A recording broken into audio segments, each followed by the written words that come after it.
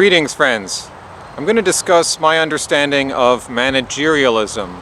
I am not an authority on this matter. I haven't made any notes here. If you want to know more about this, follow people who speak on this topic in much more length, like Orrin McIntyre, and he can refer you to all the writers from around the early 20th century, maybe even late 19th century, who formulated a lot of these ideas. So just think of this as a very brief outline. You can correct me if you think I got something wrong. This is just to spread this idea to people who maybe are not familiar with it. Managerialism comes out of liberal democracies.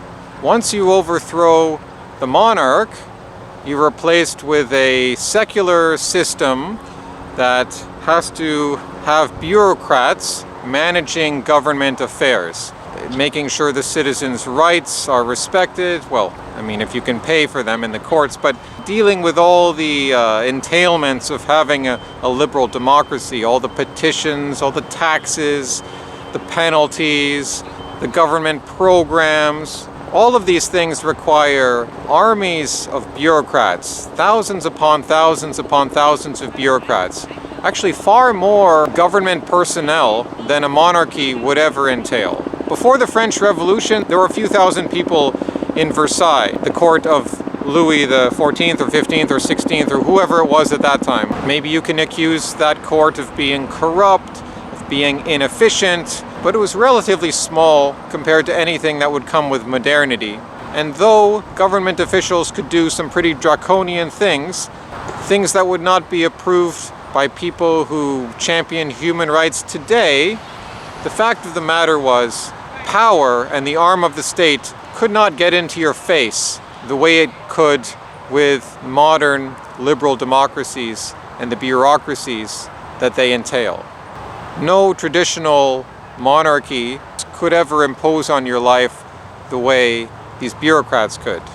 Now, where do we get the word managerialism? That comes from manager, or the rule of experts superseding barons or the dukes or the king and the church. No, now it was first corporate barons or robber barons, the capitalists of the 19th century, who earned their fortunes on their own merit through their own hard work and wise decisions, built fortunes. Men like John D. Rockefeller in the oil industry, Andrew Carnegie in the steel industry, J.P. Morgan in finance, Vanderbilt in railways.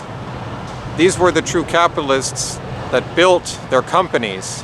But theirs was a brief period in history of 30 to 40 years. In that generation, the wealth that was accrued and the corporations that were laid down persist to this day. You can pass the business down to your sons. You can hope that your sons will have the same skills and the same drive as you do. Sometimes that works out, sometimes you keep it in the family, but inevitably, and usually not before very long, you turn over control of the company to experts, to managers, to mid-level people who've shown themselves loyal enough and competent enough, though not possessing the necessary spark to go out as an entrepreneur. No, they possess the stability that you want to keep something running. But it's a different mindset than the original CEOs or keeping it within the family, let alone the older traditional world of aristocracy and lords. These managers came to dominate companies, and in our capitalist society, the companies dominate the economy, and the government came to blend with corporations. The distinction between the state and the corporate world has become very fuzzy, to the point where you could even say the corporate world owns the government more than the government influences the corporate world. We're no longer representing any people in the terms of blood and soil or some sort of Christian or religious notion of sacredness. It is merely managers representing the interests of shareholders who want more and more and more wealth.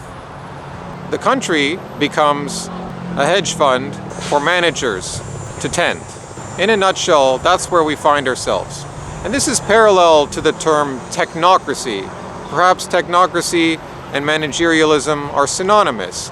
Technocracy puts an emphasis on the technocrats, who we've seen, especially in the last 15 to 20 years, men like Mark Zuckerberg, Jeff Bezos, Elon Musk, who have cooperated with government, who have certainly curried favor with government in that corporate government animal, that organism.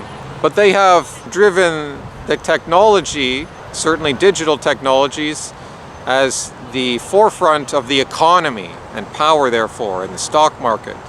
And they now influence government policy. And they influence the culture more than government policy. They drive culture.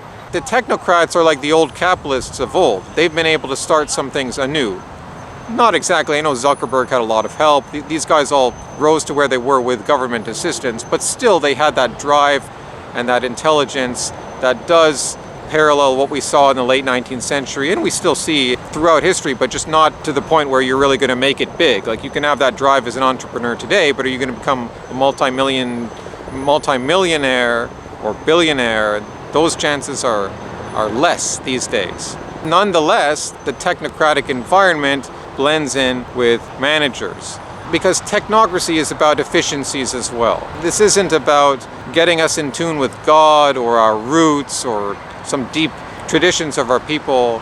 These are materialistic pursuits, companies with materialistic aims. I guess you could say SpaceX has a spiritual aim to expand the human race through the universe. But the fact that the emphasis on technology is materialistic, and that blends with the manager's emphasis on managing capital and increasing efficiency for the sake of the corporation itself, which is not even a real person but counts as a legal person. The corporation does have status as a person legally, even though no one person is on the hook. And that's exactly the gist of the matter. It is the lack of accountability. No one manager can be said to be responsible for any benefit or any flaw in the system. They can always wipe their hands, move on to a different company, and start again anew in the same system.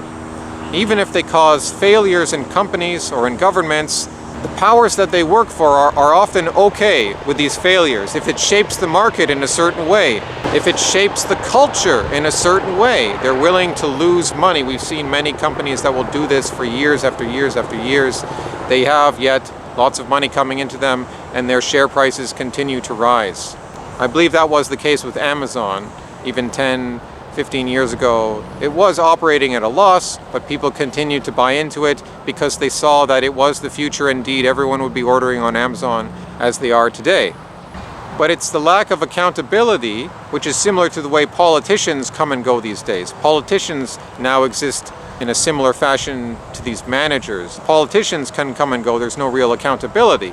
A monarch, an aristocrat back in the day, had his land, had his reputation, that could be spoiled, that could be lost forever.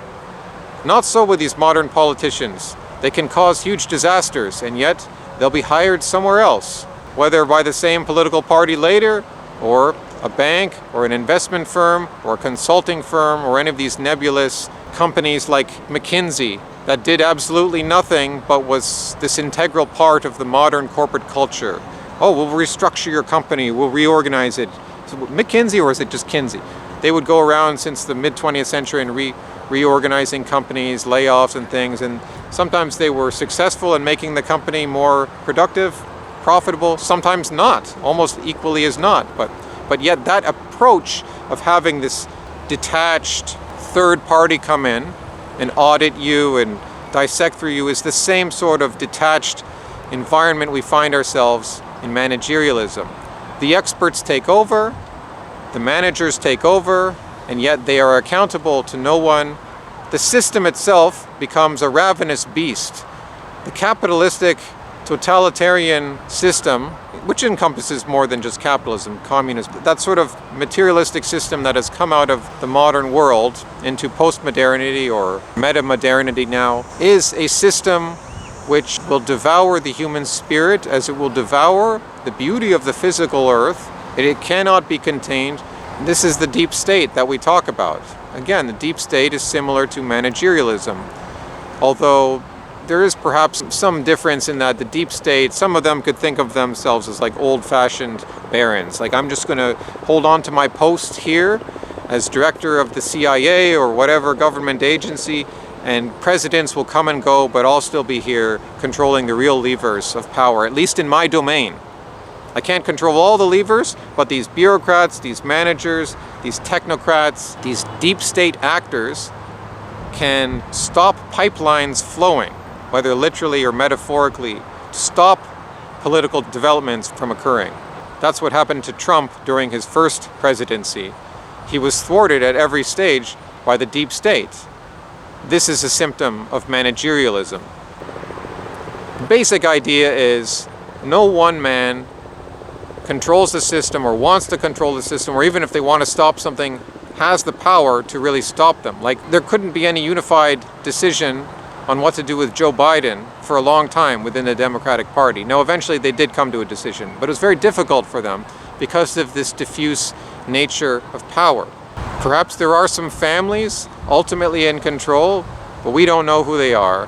The faces that they put out there necessarily have to be the manager or the politician. Someone has to put their face out there as the fall guy, but they're never really the acting agents. Or them being the agent which accomplishes real change in the world today is an ever more infrequent phenomenon. This is something we see less and less.